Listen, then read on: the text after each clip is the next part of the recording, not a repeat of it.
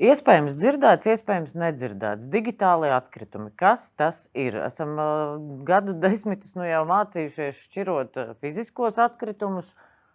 Digitālie atkritumi salīdzinoši jaunāka tēma. Un uzreiz precizēsim, par ko mēs runājam, tad, kad sakam digitālie atkritumi. Tas ir saturs, dati, digitālie dati, jebkāda formāta, jebkāda veida, kas ir radīti, bet vairs netiek vai nekad netiks izmantoti un netiek arī dzēsti.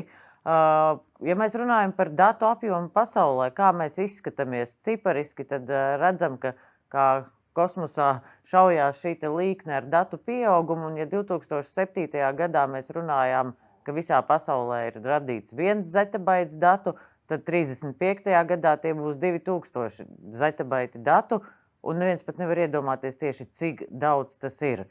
Un tas pieaugums ir ārkārtīgi strauji. Mums nāk palīgā mākslīgais intelekts, mums nāk palīgā roboti.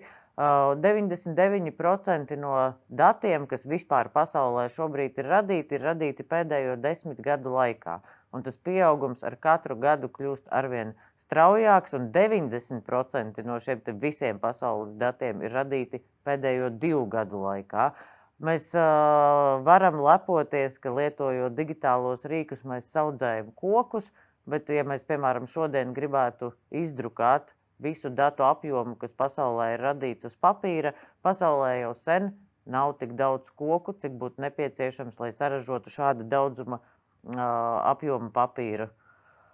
Un, kā jau es teicu, ir grūti iedomāties, kas ir zetabaits. Tas ir ļoti, ļoti daudz, jo tad, kad mēs sūtam, piemēram, vienu ziņu Snapchatā, tas ir 1 megabaits. Un tā tie zetabaiti dienas laikā saskrien ļoti daudz.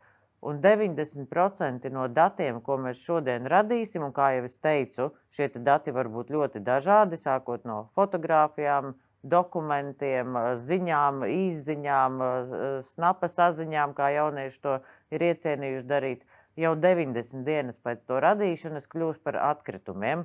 Atgriežoties pie definīcijas, tātad kļūst par datiem, kas nekad netiks izmantoti vairāk, un arī mēs viņus varam piemirst izdzēst. Kur rodas problēma, ja mēs piemirstam izdzēst, šie dati kādam ir jāglabā. Mums patīk domāt, ka man visi dati ir mākonī, un mākonis ir kaut kas balts, pūkains, nevainīgs. Īstenībā katram mākonim apakšā ir fiziski dzelži, kuru darbināšanai nepieciešama enerģija, un enerģijas ražošana savukārt rada CO2 emisijas. Un, ja mēs paskatāmies uz pēdējiem 100 gadiem pasaules vēsturē, tad līdzīgi kā pieaug datu apjoms, mēs redzam, ka ar milzīgu ātrumu arī pieaug CO2 emisiju apjoms. Un digitālie atkritumi, tie, kurus mēs vairs neizmantosim, dati, kurus mums nevajag un mēs viņus neizdzēšam, ir faktiski milzīgs ģenerators šim enerģijas patēriņam. Un ne tikai. Tā problēma ir divdaļīga, ja tā var teikt. Digitālie atkritumi ir drauds videi un CO2 emisiju palielināšanai. Bet, ja mēs tos pavisam neapsaimniekojam, tad tie arī kļūst par draudu kiberdrošībai. Šodien drošības dienā mēs jau esam daudz runājuši par dažādiem drošības aspektiem, bet tas, kas šķiet vieno visus stāstus, ir tas, ka digitālā satura ir ļoti daudz, un tas nogurums un tā gūzma informācijas, kas mūs ietver viettālrunī vai datora ekrānā katru dienu, ir ļoti, ļoti liela.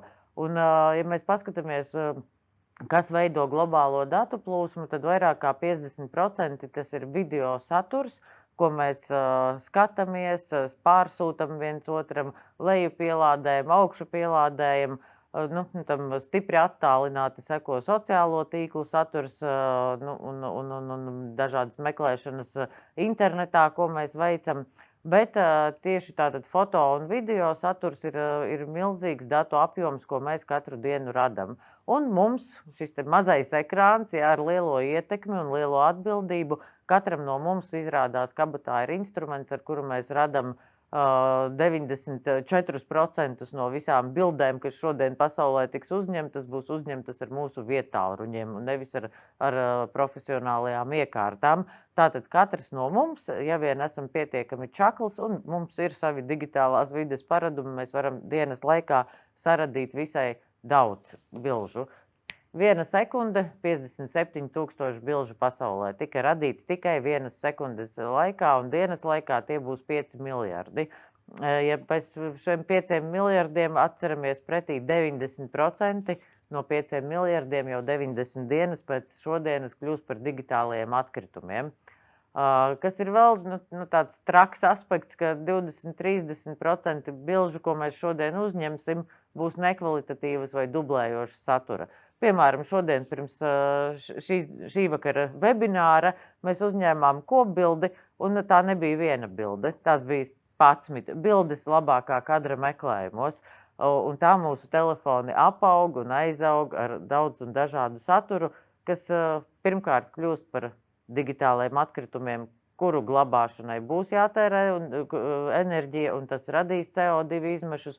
Otrkārt, tas kopumā apgrūtinās telefona darbību un orientēšanos telefonā, jo iedomāsimies, ir atšķirība, vai mēs pieejam pie viena grāmatu plaukta vai pie milzīgas bibliotekas, kurā ir milzīgs datu daudzums un viņā ir grūti orientēties, bet viegli apjukt.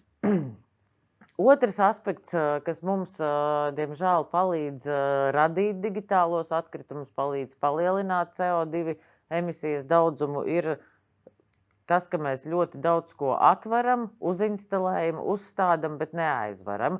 Pasaules statistika rāda, ka katrā viettālrunī esot ap 80 lietotnēm, un īstenībā mēs izmantojam tikai 8 līdz 10 lietotnes dienā. Kas ir pārējās? Ko viņas dara mūsu viettālrunī? Iepriekšējās šodienas mans kolēģis jau runāja par to, ka neatjaunināta vai neizmantota lietotne, kuru mēs nevaram vaļā, ir potenciāls drauds. Un patiesi, ja mēs paši nevaram vaļā šo lietotni, mēs nemaz nezinām, varbūt arī viņas uzturētājs jau gadiem viņu nav vēris vaļā, un viņa ir neatjaunināta, ievainojama un faktiski kalpo kā drošības caurums jūsu viettālrunī.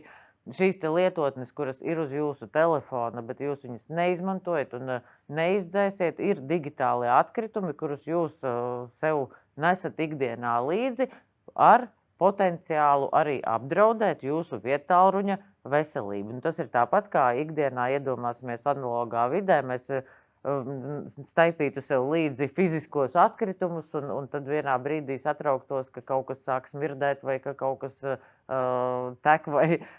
Šī, diemžēl, ir tiešām salīdzināma situācija par to, un uzdosim sev jautājumu, kāpēc mēs neizdzēšam šīs lietotnes. Ekskursija uz Romu pirms 4 gadiem un 4 gadus telefonā stāv metro aplikācija, kuru mums nemaz nevajag. Kas ir šis slinkums? Tas tā kā slinkums iznest miskasti vakarā, ja tagad, jo negribās, ir forši uz dīvāna, forši pie televizora, forši savā viettālrunī. Bet ir tiešām jāpadomā, ko šīs lietotnes mūsu telefonos var iesākt. Tas pats ar profiliem, kurus mēs esam radījuši kaut kad vēsturiski, bet vairs mums kaut kādu iemeslu dēļ viņi nav vajadzīgi. Mēs viņus neizmantojam, bet arī neizdzēšam. Šodien daudz runājām par to, kā kibernoziedznieki uzglūd mums. Un, piemēram, ja es esmu reģistrējusi savu profilu vai savu lietotāju vārdu kādā portālā, kaut kad pirms 15–20 gadiem, man šo portālu vairs nevajag, es viņus neizmantoju, iespējams, viņš vairs nav populārs un viņš arī vairs netiek uzturēts, bet no viņa notiek kaut kāda datu noplūde. Un iespējams, ļaundaru rokās ir mani dati, piemēram, e-pasta adrese, un es, piemēram, saņemu uz savu e-pasta adresi paziņojumu no šī portāla, ka vai nu lūdzu ienāciet un dzēsiet savu profilu, vai nu mēs arī piemērosim maksu par to, ka jūs aizvien izmantojat. Šī ir tāda izdomāta situācija, situācijas var būt ļoti dažādas, ja? Bet saņemot šādu paziņojumu, es visticamāk atcerēšos, vai jā, man tiešām tur bija tāds profils, nē, vai tiešām viņiem ir mani kartes dati un kā viņi ieturēs šo maksājumu, iespējams nedomājot spiedīšu uz šīs saites, vadīšu iekšā savus piekļuves datus. Iespējams, šie piekļuves dati tālajā 2010. gadā, piemēram, ir tādi paši, kā varbūt man bija kaut kādam citam portālam. Un, te ir jāsaka super bingo, es visdrīzāk būšu kļuvusi par krāpnieku upuri. Tāpēc katrs šis te neizdzēstais profils ir kā tiltiņš krāpniekam pie mums, pa kuru var pie mums atnākt, ja šie dati kaut kādos portālos noklīst, un mēs pat nezinām, ja, un neesam izdzēsuši. Tāpēc, ja mēs kaut ko beidzam izmantot, tad izdzēšam un aizmirstam un neatstājam nevienam ceļu pie sevis. Tātad neizdzēsti profili ir tādi paši digitālie atkritumi, kā fiziskajā vidē, ja, kaut kas, ko mēs glabājam bez jēgas.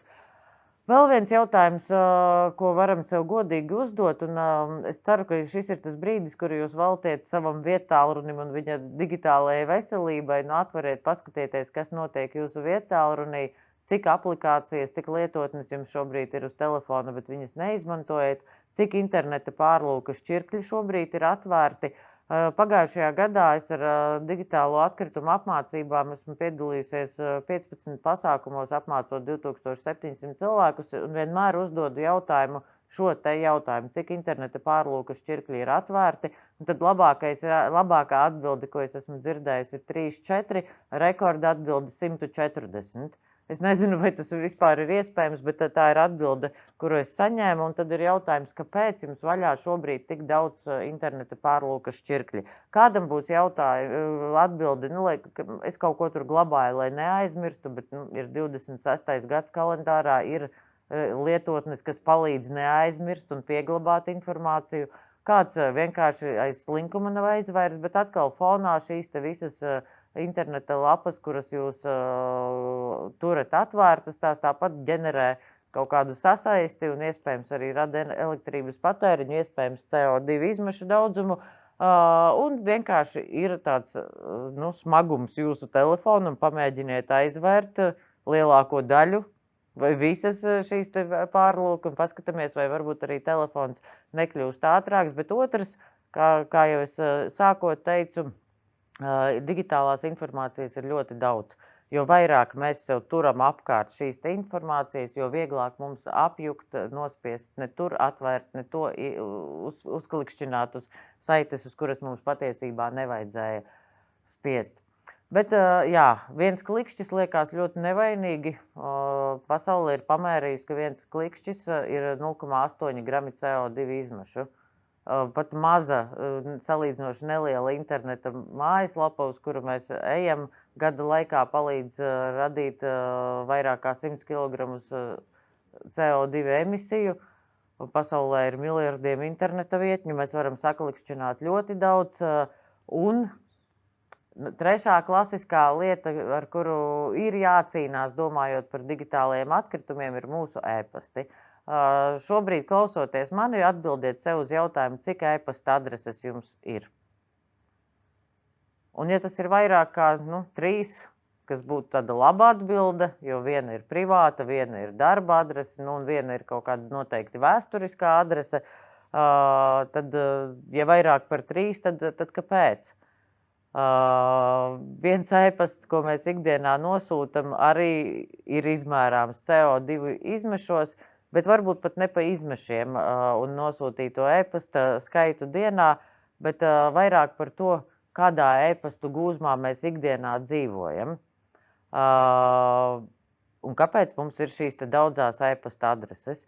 Mana kolēģe Inga šodien jau aktualizēja tēmu par to, cik svarīgi, ka e-parakstam piesakoties cilvēki norāda korektu e-pasta adresi, uz kuru viņu iespējams sasniegt. Esot digitālajā vidē, mēs zinām, ka mūsu e-pasta adrese ir valūta, ar kuru ko mēs iemainam pret kādu bezmaksas pakalpojumu. Un tāpēc esam pieraduši, ka mums sūtīs kaut kādas informācijas, un mēs negribam šo te informāciju saņemt, tāpēc mēs uztaisam 1, 2, 10 gadu laikā pat 10 e-pasta adreses, kuras mēs izmantojam tajās situācijās, kad zinām, ka piesakamies kaut kam, mums prasa e-pastu, un mēs negribam neko no šī pakalpojuma sniedzēja saņemt. Un šis ir veids, kā mēs tīši apzināti radam digitālos atkritumus.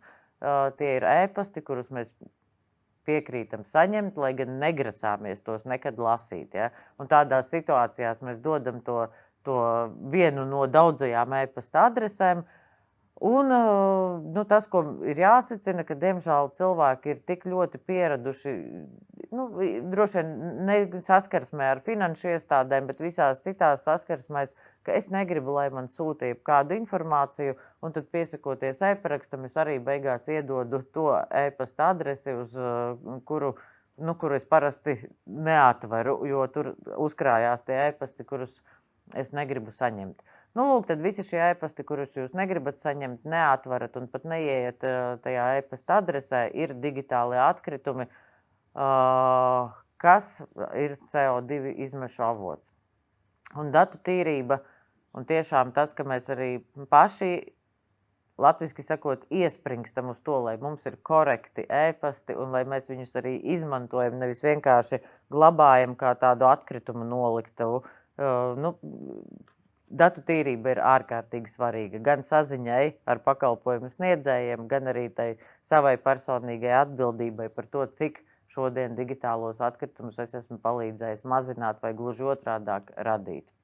Un vēl viena klasiska tāda situācija, kas no vienas puses ir CO2 izmešu tāds ģenerators, no otras puses arī drauds, ir datu pārsūtīšana lielām draugu grupām. Katrs no mums ir kaut kādos čatos, vai tie būtu klases vecāku čati, un man kā mammai gribās teikt, ka laikam tajā brīdī, kad piedzimst bērni, tu visu laiku esi kaut kādās lielās grupās, vispirms bērnu dārza grupā, tad pamatskolas grupā, tad vidusskolas grupā, un nesen meita man izjokoja, pajautājot, mamma, vai tu esi augstskolas kursa vecāku grupā, un tad es sarāvos, domāju, ne taču vēl viena grupa, kurā mēs sūtīsim daudz un dažādu informāciju.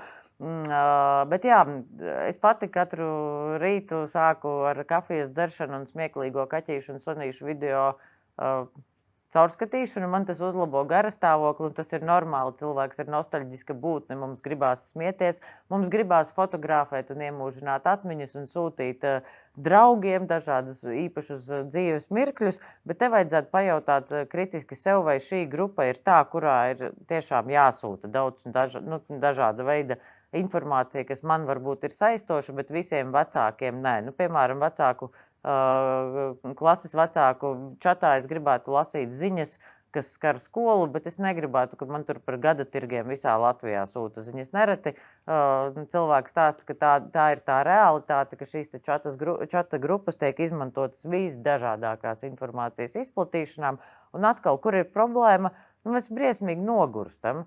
5 miljardi snapu katru dienu tiek izsūtīti, 6,9 miljardi WhatsApp fotogrāfijas.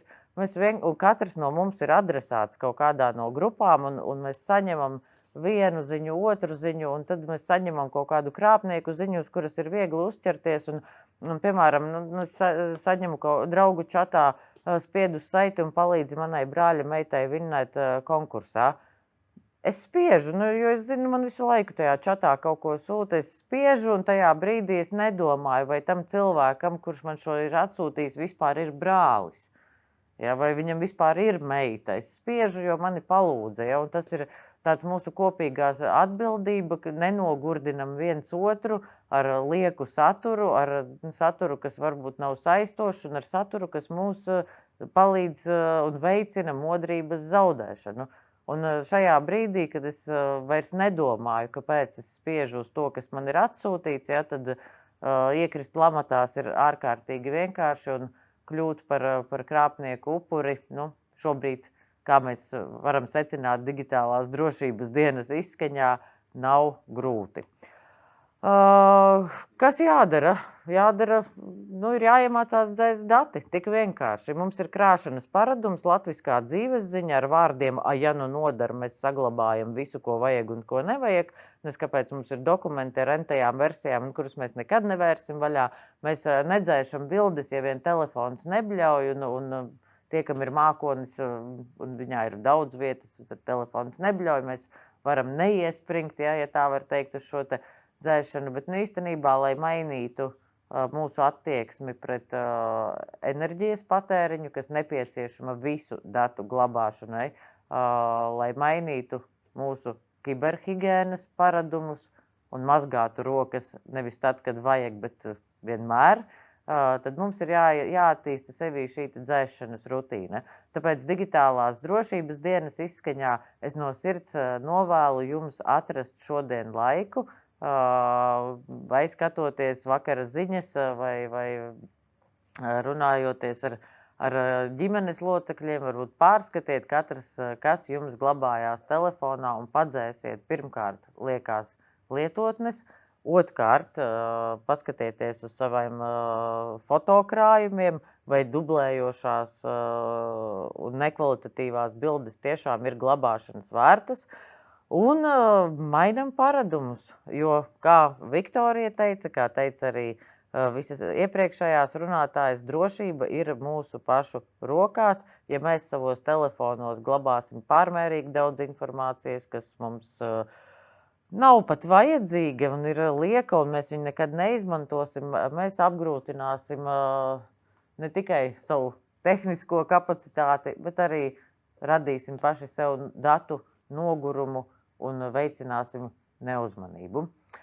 Ar to mēs arī noslēgsim digitālās nedēļas drošības dienu. Nedēļa vēl turpinās ar piekdienu, un ieskatieties e-prasmes LV, tur var apskatīt, kādus vēl pasākumus var apmeklēt piekdienu. Latvijā digitālā nedēļa notiek jau 17. gadu, un Latvijas Valsts radio televīzijas centrs katru gadu ir partneris, un mēs kopā ar citiem sabiedrotajiem stāstam, rādam, iedrošinam un uzmundrinam, kā arī cenšamies iedvesmot mainīt savus digitālos paradumus uz labu, kļūt zinošākiem, kļūt drošākiem un tādējādi uzlabot gan savu privāto drošību, gan arī mūsu darba vietu drošību, gan arī valsts digitālo drošību kopumā.